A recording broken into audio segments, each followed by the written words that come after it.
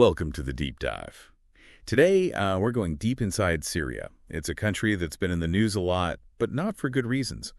And we've actually got some firsthand accounts from people living there. You've sent those in, right? Yeah, and they're pretty powerful.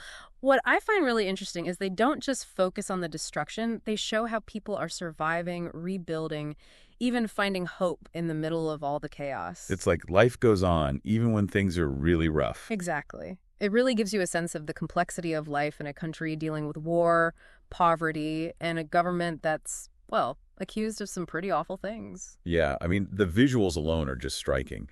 The accounts describe cities like Homs and Aleppo, once these bustling places, now just basically skeletons of buildings. It really drives home the scale of destruction caused by the conflict. It does. It's like trying to grasp the aftermath of a huge earthquake, but this is human-made. And the cost of rebuilding, astronomical. The UN estimates it'd take around $250 billion to rebuild Syria. Wow. That's more than the entire GDP of many countries. Yeah, that puts it in perspective. And it's not just about the money, though. It's about the people. There's one account from Marie. She's a young architect in Homs, trying to rebuild her life and her city amidst the ruins. I was struck by her determination to stay, even though things we take for granted, like having electricity, are still like a luxury there. Right, and that's what I mean about resilience. It'd be easy to just give up, but people like Marie are finding ways to adapt, to rebuild, and they're holding on to hope, however small it might seem. It makes you think, what's daily life actually like for them? These accounts describe widespread poverty, people waiting in lines for hours just for bread, fuel being rationed, just a real scarcity of everything. It's a far cry from the Syria that, some of us might remember. Aleppo, for instance, was once this vibrant economic hub. Its ancient souk drew traders and tourists from all over. It's hard to believe it's mostly rubble now. It really is a tragic loss, not just for Syria, but for the world's cultural heritage. And then, as if the war wasn't enough, you had the earthquake in February. Just added another layer of hardship. Yeah, there's an account from Ali whose family's living in a tent. Their home's still standing, but it's too dangerous to actually live in. So they have to go back to the damaged building just to cook. It just shows how precarious their situation is. Really does. And this brings us to the heart of the problem, the Assad regime. Bashar al-Assad has been in power for over 2 decades, ruling with an iron fist. There's this whole propaganda machine portraying him as this strong leader, but the reality for most Syrians is poverty and oppression. And then there's his brother, Maher al-Assad, who's accused of being a key player in the Captagon trade. Now, for those who don't know, Captagon's this highly addictive drug, and this trade is not only fueling addiction, but it's allegedly financing the regime. It's a pretty chilling thought, a nation becoming a narco state. The term narco state is thrown around a lot, but it's important to understand what it means. Essentially, a country where the government's deeply involved in the drug trade, using it to fund its operations, control its people, undermine the rule of law. We've seen that in places like Afghanistan, parts of Latin America, where drug cartels have huge power and influence. Exactly. It's a scary thought that Syria could be heading down that path. But even with all this happening, there are glimmers of resistance. One account takes us to Idlib province, the last rebel-held territory in Syria. Right, Idlib. It's dangerous, the threat of violence is always there, but it's also where some people are clinging to a different reality. And we get a glimpse of that through Khaled. Yeah, Khalid. He's a soldier in the Free Syrian Army, risking his life every day to defend this little pocket of freedom. It reminds us that the conflict's far from over, despite all the talk about a ceasefire. Yeah. And yet, even in a war zone like Idlib, life, it still finds a way. There's this account of this Russian guy, Aslam, who's now, of all things, a sushi chef. It's kind of surreal when you think about it. Right. Like a sushi chef in a war zone. But it's also kind of hopeful in a way. Totally. He represents those trying to find some normalcy in this crazy situation, trying to rebuild their lives. And his story, it reminds us that even in the darkest places, people still crave connection, community, moments of joy. And food can be a powerful symbol of that. Oh, absolutely. Sushi, in this case, it becomes this symbol of normalcy, a way to reclaim a piece of their life that the war tried to steal. It's like a tiny act of defiance almost. Yeah, and it also speaks to the diversity of experiences within Syria. Not everyone fits neatly into a box. There are so many layers to this conflict. Right, and the conflict's impact, it goes way beyond Syria's borders. Another account highlights the situation in Lebanon, a country already dealing with its own economic crisis and now facing a huge influx of Syrian refugees.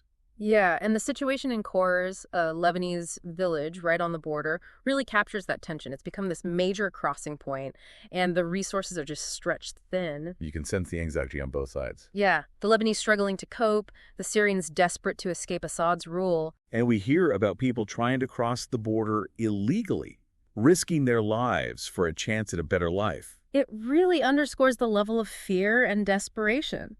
And this exodus, this massive displacement of people, it's a direct consequence of the Assad regime's actions. Right. It speaks volumes, doesn't it? It really does. And this whole Captagon trade just adds another layer of complexity.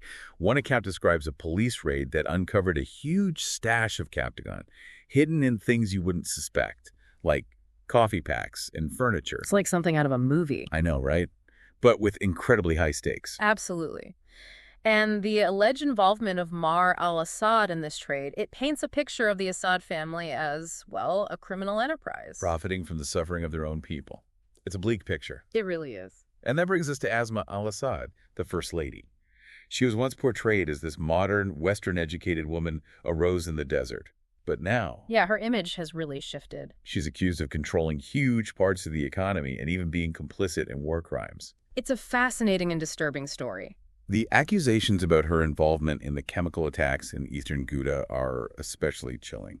Yeah, it's hard to reconcile that with the image she once projected. It really is. It's a reminder that appearances can be very deceiving. For sure. And that power can transform people. Yeah. But even with all this darkness, there are glimmers of light.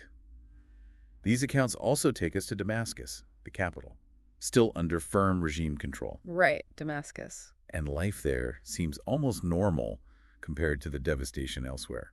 It's a stark contrast. It's a deliberate strategy, really. While much of the country's in ruins, Damascus is the showcase. The image of stability that Assad wants to project. Exactly. And in Damascus, we meet Salim, a young architect who lost his father in the war. He's trying to rebuild his life in this relative calm of the capital, but the scars of the conflict are still visible. His story speaks to the personal toll this conflict has taken. Even in areas that haven't experienced that same level of destruction, the psychological and emotional wounds run deep. And it's not just about the past, it's about the future too.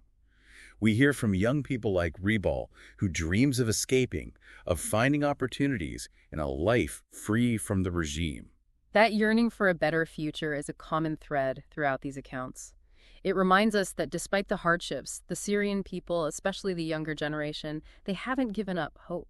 It's both inspiring and heartbreaking. It really is. You see their desire for a different life, but they feel they can't have it in their own country. Right. And this brings us to a turning point. Assad's return to the Arab League. It was a strategic victory for him, a sign that he's consolidating his power. But for those who hoped for a democratic transition in Syria, it's a major setback.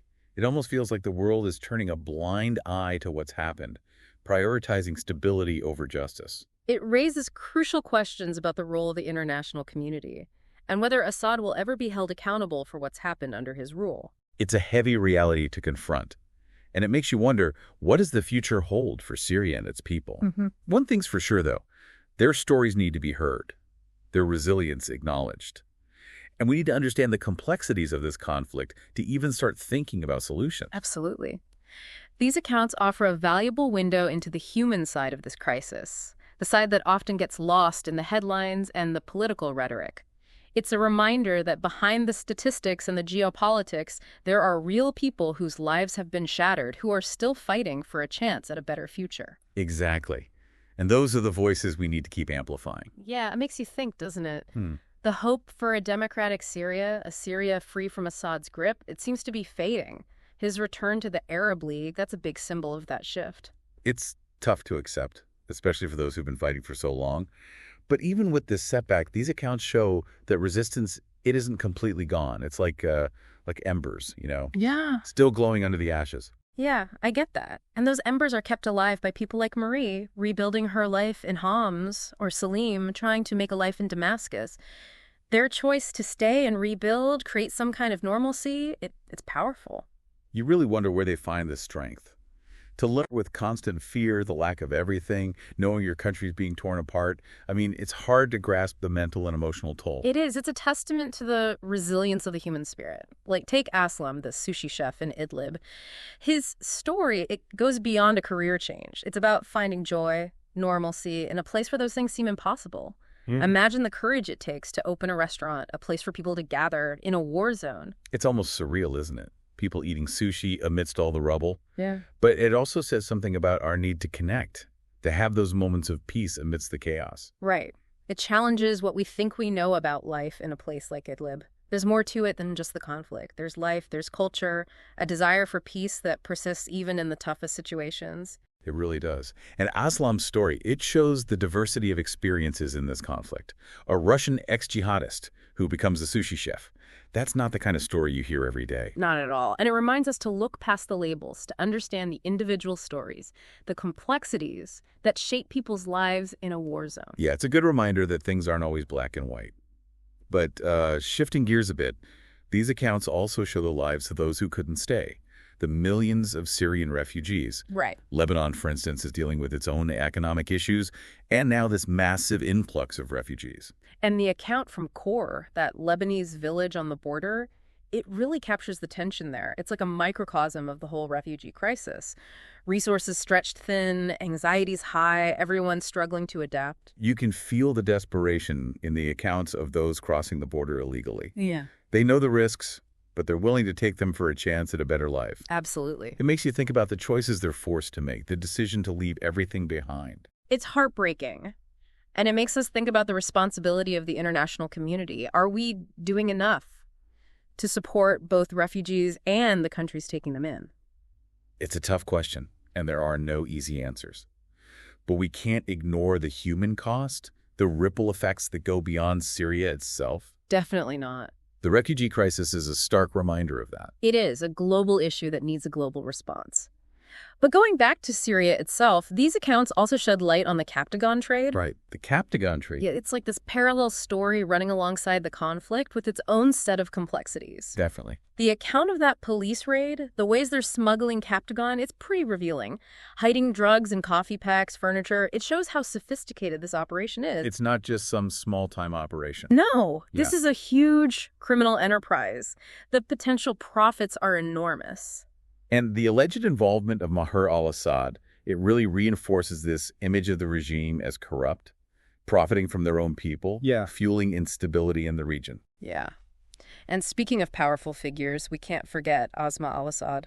Her transformation from rose in the desert to alleged war criminal, it's one of the most, baffling parts of this whole story. It's a wild turn of events. It is, and it's a chilling example of how power can corrupt. Someone who once seemed to represent hope, now entangled in this brutality. The accusations about her role in the chemical attacks, they're just awful. Yeah, it's hard to wrap your head around it.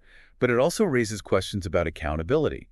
Will anyone in the regime ever face justice? It's a question that looms over this whole conflict. The quest for justice seems so distant, especially with Assad consolidating his power. But these accounts remind us, we can't forget those who've suffered. Their stories deserve to be heard. And those responsible, they need to be held accountable. It's a big task, but we can't shy away from it.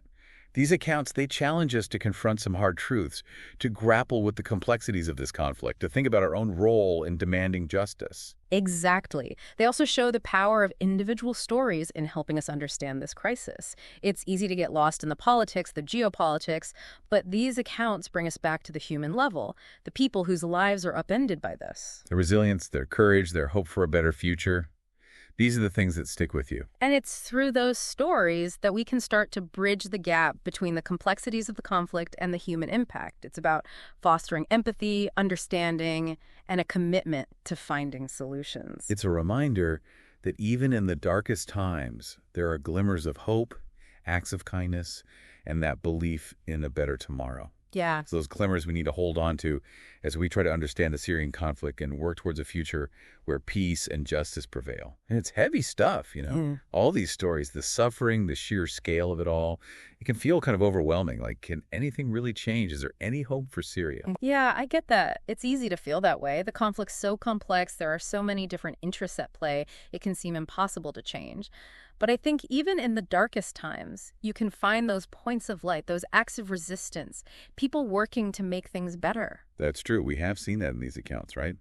The Syrian people are resilient, rebuilding their lives, refusing to let the conflict define them. Exactly. And I think that's what we need to focus on, not the despair, but the strength, the hope that still exists. That's what will ultimately lead to change. So where do we go from here? What can we as individuals, people not directly involved, what can we do to help? I think the first step is awareness. Educating ourselves about the situation, the root causes, the different perspectives, because we need to understand the problem before we can find solutions. Right. It's about going beyond the headlines, getting a deeper understanding, listening to different voices. But then what? How do we turn that awareness into action? There are lots of ways. We can support organizations working on the ground, providing humanitarian aid in Syria and the countries hosting refugees. We can advocate for policies that promote peace and justice in the region. We can raise awareness in our own communities, talk to people, challenge misinformation. So using our voices, our resources to support those working for positive change, to hold those in power accountable. Exactly. And it's important to remember, even small actions can make a difference. Donating to a charity, volunteering, writing to your representatives, even just having conversations with people, it all adds up. It's about not giving up, not letting apathy win. It's recognizing that we all have a part to play in making the world a better place. Definitely. And I think the stories we've talked about today, they're both a call to action and a source of inspiration. They remind us of the human cost of conflict, the resilience of the human spirit, and the importance of never losing hope. So to everyone listening, let these stories stay with you. Let them inspire you, fuel your compassion, your determination to make a difference. Because even in the face of huge challenges, the human spirit is capable of incredible things. Let's work together towards a future where peace and justice prevail.